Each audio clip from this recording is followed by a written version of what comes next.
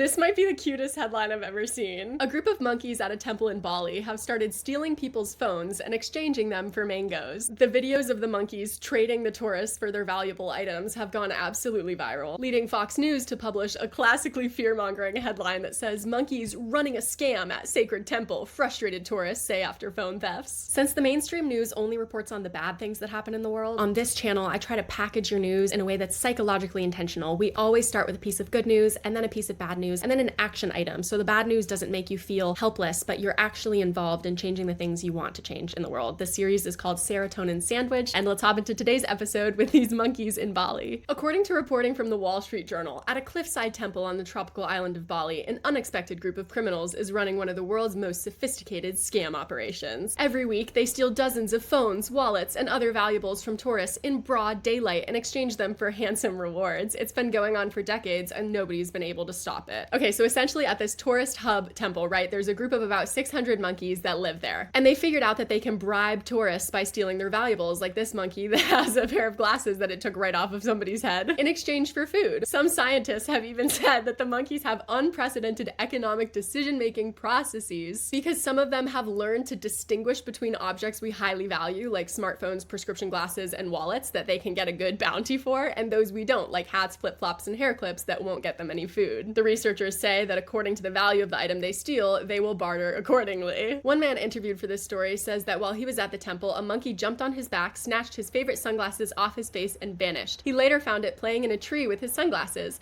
A different tour guide handed him some Oreos, and Hame waved the cookies at the thief. It jumped down, grabbed the Oreos, and tossed the sunglasses back. In many cases, the temple's monkey handlers have to come help out because the tourists don't know how to properly barter. Here's a picture of one of the handlers emerging from the bushes after retrieving a stolen smartphone. Another tourist said that a monkey grabbed her phone out of her hand and hopped onto the ledge of a barrier separating the walkway from the cliff's edge. She searched for anything in her bag that could catch the monkey's eye, but it wasn't interested in her scarf, so it began to scurry further down the ledge. That's when a handler tossed the monkey a bag of fruit. The monkey held onto the phone, so the handler gave it another bag, then another, and another. Finally, when the monkey couldn't hold all the fruit, it dropped the phone. The author of this article, who did have their phone stolen by monkeys, said that when they looked through their phone later, they saw the monkey had taken some photos. And here's an example of what the monkey had snapped. Genuinely, these photos and videos are so cute, and they're going completely viral, which makes perfect sense. I've linked this article down below in case you want to go watch all the footage for yourself over and over again like I did last night and this morning. All right, y'all, now that our serotonin is high, let's take a second to transition into the bad news. I'm going to give an update on the circumstances in Gaza. Okay, for a while now, we've known that there was lots of violence on the ground in Gaza. What's specific about right now is the hunger, specifically the famine outbreaking in Gaza, because Israel has not been letting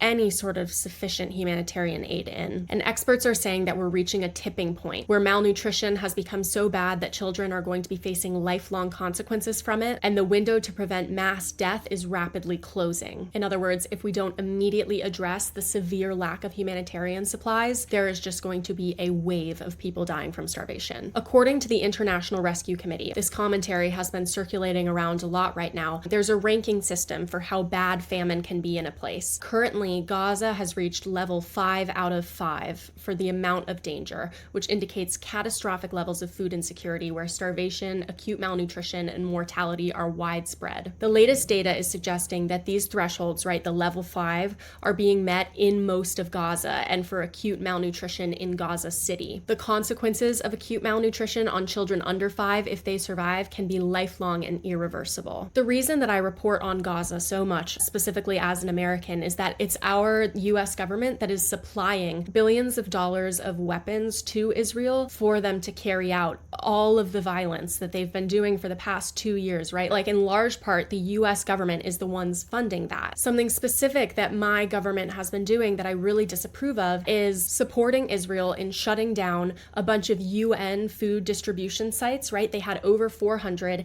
and Israel replaced it with the Gaza Humanitarian Foundation, which sounds good on paper, but has has actually been so lethal that foreign leaders are calling for it to be shut down. Doctors Without Borders published this article saying it must be dismantled because of how deadly it's been. To give you like a brief overview of what's gone on, this organization is like a very shady and brand new organization that was set up to replace the UN aid distribution system. It's been in place for a little over a month. There were lots of alarm bells going off the second they even launched this plan. Before they officially launched, I actually talked about in a former YouTube video how dangerous it was going to be. I'll link that video up above if you want to see my commentary back then. What basically happened is they set up these camps where people can get food and you can't leave from them, and they've been killing people who are trying to get food in these camps, okay? An aid contractor, right? The US is contracting people on the ground to work at these food distribution sites, tells BBC, this whistleblower, that he saw colleagues fire on hungry Palestinians. I'm gonna read you a couple examples. On one occasion, this whistleblower said a guard had opened fire from a watchtower with a machine gun because a group of women, children, and elderly people were moving too slowly away from the site, so he decided he should shoot them. He shares one time that a Palestinian man dropped to the ground motionless,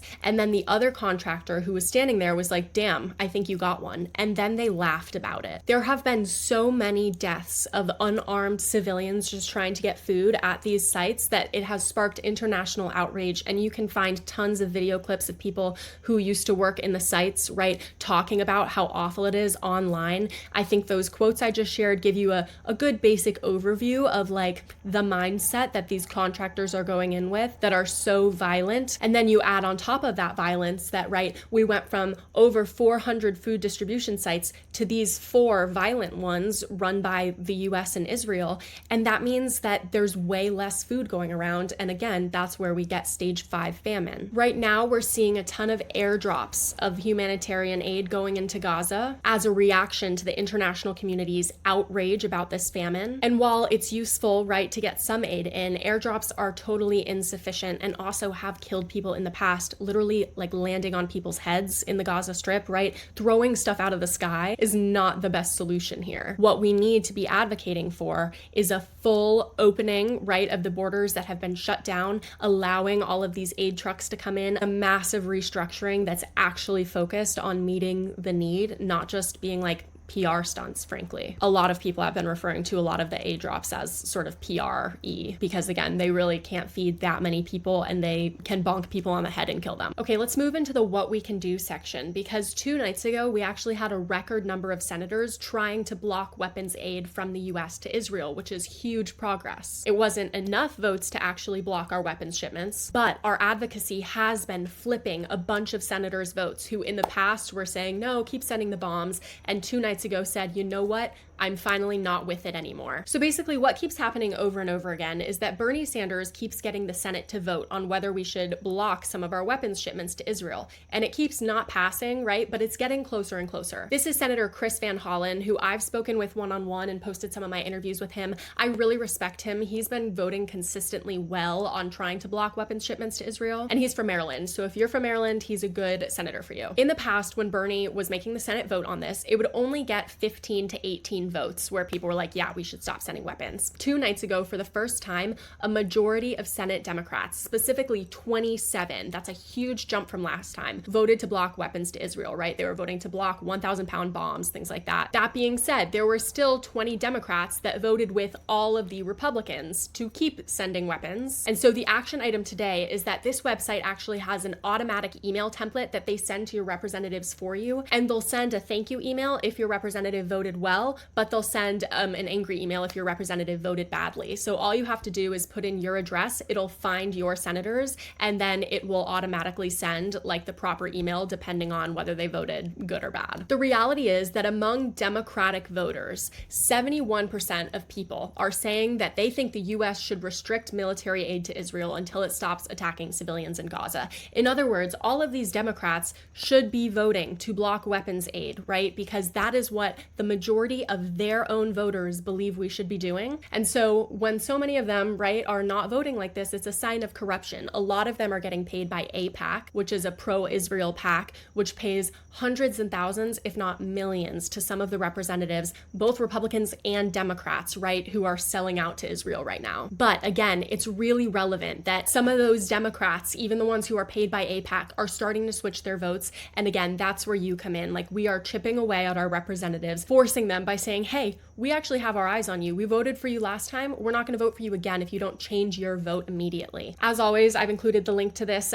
in the description below. Do feel free to leave a comment if you sent one, and comment what state you're from and if your senators voted well or voted badly. Genuinely, a lot of people that like vote for Democrats consistently don't follow up. Like, they don't know that they could vote for a Democrat and then the Democrat could get into office and just vote against their interests, right? They do their best to hide this. So it's really important that we get the conversation going about, hey, you know, we're all Democrats here, but some of us are acting better than others. In your state, how's it going? In your state, ooh, you might need to vote that person out. It's good to keep an eye on. Okay, that's the sandwich for today. Let me know how I can talk about Gaza with you all in a way that speaks to you. I know that the audience that I have on TikTok and on Instagram and YouTube Shorts is very politically inclined, and I'm, you know, rattling off information about Gaza at them all the time, and they're receiving it really well. But I know that the folks that watch my Serotonin Sandwiches are sometimes people who are more overwhelmed by the state of politics, right? Are like a little bit less comfortable with understanding how the full political system works. And I want to make sure that when I'm talking to you about something like Gaza,